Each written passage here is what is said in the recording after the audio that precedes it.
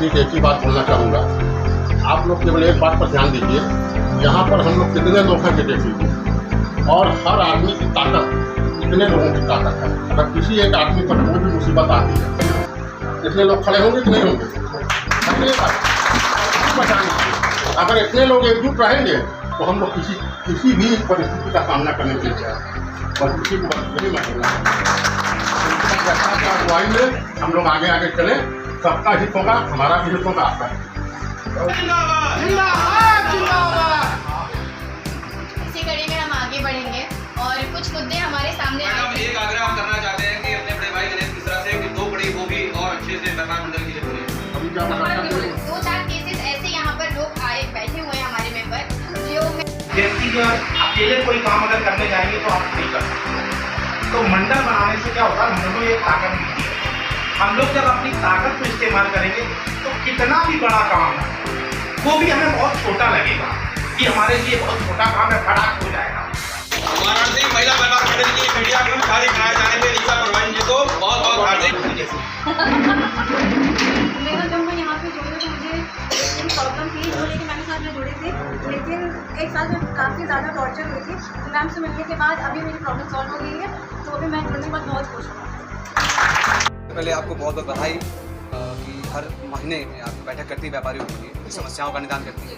तो सबसे पहले कैसा लगता है और क्या महसूस करती है? देखिए ये जो संगठन है ये हमारा परिवार है और मैं नहीं चाहती हूँ कि अगर मैं हूँ तो हमारे रहते हमारे संगठन हमारे परिवार के किसी भी मेंबर को कोई परेशानी हो।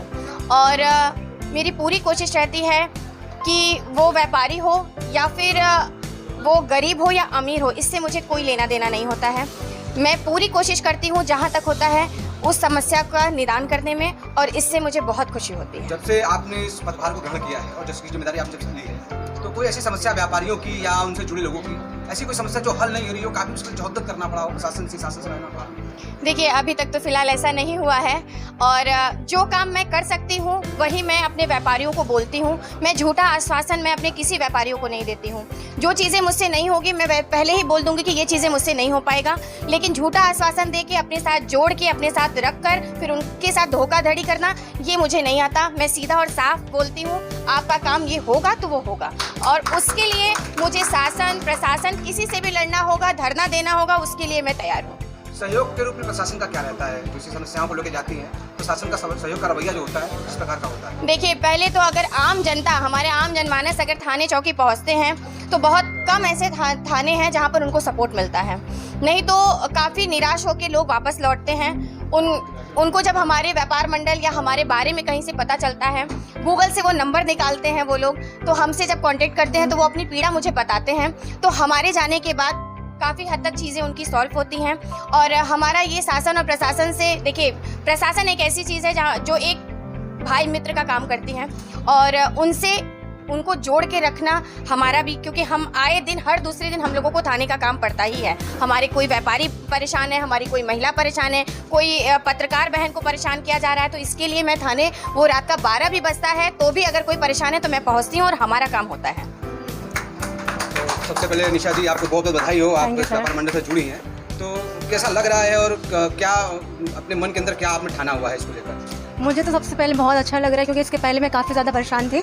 1 साल से काफ़ी ज़्यादा परेशान थी। जब मैम के पास आई तो इन्होंने 1 साल का जो चीज़ में इतने टॉर्चर हुई थी, लेकिन इन्होंने कुछ ही दिनों में मेरा सॉल्व कर दिया था। तो अब से मेरा है कि मैं जुड़ी रहूँगी और मैम के साथ जब तक हूँ तब तक रहूँगी। जी, मेरा नाम गणेश मिश्रा है, मैं चौकाघाट व्यापार मंडल का अध्यक्ष हूँ। तो गणेश ये बताएं कि जो व्यापारियों की समस्या है, व्यापारी छोटे भी होते हैं बड़े भी होते हैं, तो हम छोटे बड़े पर नहीं जाते हैं, हम सिर्फ व्यापारी पे जाते हैं। तो जो इस समय जो ऑनलाइन व्यापार जो चल रहा है, तो ऑनलाइन व्यापार और जो अपने कैपिटल को लगाकर जगह पे स्टोर माल कर उसका व्यापार कर रहे हैं, तो इससे व्यापार में कितनी कठिनाइयाँ बढ़ रही हैं? बहुत ज़्यादा कठिनाइयाँ बढ़ गई। ऑनलाइन व्यापार करने से लोग कर तो लेते हैं और जो यहाँ पे अपना पैसा लगा करके बैठे रहते हैं, दिन भर बैठे हैं, उन्होंने पता लगा अब घर से कोई निकलना नहीं चाहता है। जब से ऑनलाइन का ये आ गया है, मोबाइल में अपना सर्च किया क्या क्या मंगाना है, वहीं से बैठ करके मंगा लिया। अब वही लोग निकलते हैं जैसे पुराने लोग हैं, शादी ब्याह का मार्केट करना हुआ या वैसे रोज़मर्रा वाला काम करना हुआ, वही निकलते हैं। बाकी छोटा मोटा जो भी पहले अगर हमको कोई कपड़ा लेना है, टी शर्ट लेना है, कपड़े लेना है, कुछ भी करना हो तो ऑनलाइन ही लोग मंगा लेते हैं। तो क्राइसिस है जी। बाजार में, जो आवागमन का क्राइसिस है, पैसों का क्राइसिस है, हाँ। कैसे उसको मेंटेन करने के लिए क्या आप दिमाग में रखते हैं और सरकार से क्या अपेक्षा रखते हैं? सरकार से हम यही कहना चाहेंगे कि जैसे जब से ऑनलाइन हुआ तब से मार्केट का हालत बहुत ख़राब हुई है। मैं सरकार से यही गुजारिश करना चाहता हूँ कि ऑनलाइन वाले मार्केट को कुछ कम किया जाए, और जैसे ये लोग कर रहे हैं, हम लोग उधार भी दे करके फंसे रहते हैं, बैठे रहते हैं कि चलो हमारा उधारी मिलेगा। ऑनलाइन वाला तो पहले पैसा लेगा, इसके बाद आपको माल देता है। तो वो GST को किस तरह देखते हैं? GST तो हम कहेंगे GST बहुत अच्छी चीज़ है। GST से आपका पैसा पूरा सेव रहता है, हर चीज़ आपका 10 रुपये भी है वो भी आपका सेव है। तो GST बहुत अच्छी चीज़ है और बहुत बढ़िया चीज़ है। आपको बहुत बधाई कि इतनी बड़ी बैठक में आप आए और लोगों का उत्साहवर्धन किया आपने। धन्यवाद धन्यवाद। तो ये बताएं कि जो व्यापारियों की समस्या है, आए दिन व्यापारी कहीं ना कहीं किसी न किसी माध्यम से उसका उत्पन्न होता है, तो उसको दूर करने के लिए ऐसे क्या कोई प्लान आपका है? उसका यही प्लान है कि अगर हम लोग ज़्यादा से ज़्यादा संख्या में एकजुट होकर और किसी भी समस्या के निदान के लिए उसके अधिकारी के पास या जो भी सक्षम अधिकारी रहेगा, अगर इतने ज़्यादा से ज़्यादा लोगों की संख्या में जाएंगे तो हमारे अध्यक्षा महोदय का भी मनोबल उससे बढ़ेगा और हम व्यापारियों का हित होगा। इसी में हित है हम लोग का। नमस्कार, मैं रविशंकर पांडे, रसास में व्यापार मंडल अध्यक्ष। जी, भीड़ भाड़ वाला इलाका है प्रशासन में। जी। और जहाँ तक देखा जाए व्यापारियों की जो बात की जाए, जो पटरियाँ लगती थी प्रशासन में, पटरियाँ लगती थी, जिससे काफ़ी हद तक परिवार पे चलाते थे। बिल्कुल। उसके हालात बहुत दयनीय है। उसके बारे में क्या कुछ कहना चाहिए?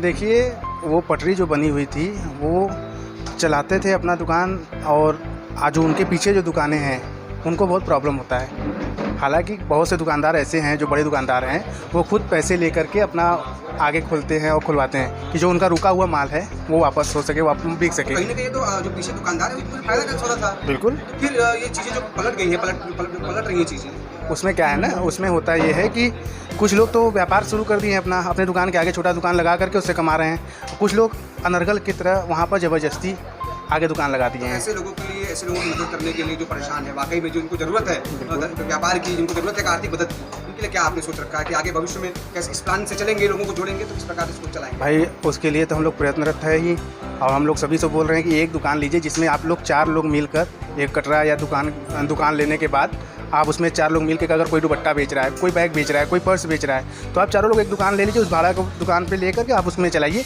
चारों लोग भाड़ा दीजिए, आपको पुलिस से, प्रशासन से कोई प्रॉब्लम ही नहीं क्रिएट होगा। मेरा नाम साकिब सिद्दीकी, हुकुल व्यापार मंडल अध्यक्ष। मेरे साकेत जी, व्यापारियों को लेकर अभी ऐसी कोई समस्या आपके सामने आ रही हो जिससे उसका समाधान निकलना बहुत जरूरी है?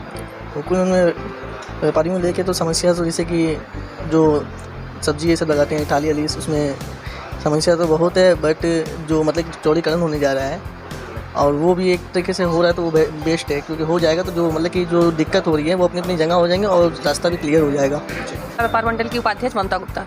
सबसे तो मैं पहले अपनी दी को, सुनीता दी को धन्यवाद करना चाहती हूँ कि जो कि मुझे आज इतना आगे ले आई हैं कि मुझे आज उनको थाने पे भी बुलाना नहीं पड़ता है। आज मैं खुद कोर्ट, कचहरी, थाना सब देख रही हूँ। ये मेरी दी का सहयोग है। जो मुझे 3 साल से प्रताड़ित किया जाता था, थाने पे बुला के बैठा के थानेदार मुझसे बात करते थे और कहते थे कि आपने ये किया वो किया, तो उस जगह मुझे अपनी दी को बुलाना पड़ता था। लेकिन आज दी ने मुझे उस लायक बना दिया है कि मैं थाने पे अकेले बैठ के वहाँ बात करती हूँ। और जो मेरा विपक्षी पार्टी बैठा रहता है तो वो कहता क्या है कि इसके साथ एक जो नेता जुड़ी है ना, वो उसको नेता बना दी हूँ। आज मैं दी के वजह से नेता भी बन गई हूँ, महिला व्यापार मंडल की अध्यक्ष भी हूँ, और मैं कोर्ट कचहरी भी देख सकती हूँ। भैया, मेरा ये उन्होंने बहुत योगदान मेरे लिए दिया है। आज मैं रेडी पटरी पर अगर दुकान भी लगाती हूँ तो वो वहाँ उस जगह शर्माई नहीं, उन्होंने मुझे आके कहा कि आप शर्माइए नहीं, पटरी पे दुकान लगा रही हैं, आप मेरे साथ हैं, आप मेरी छोटी बहन है, और वो हमेशा मेरा सहयोग करती हैं। उसके लिए बहुत बिल्कुल बिल्कुल भैया, आज मैं सामने वालों को नज़र से नज़र मिला के देखती हूँ और उसका जवाब देती हूँ। धन्यवाद भैया।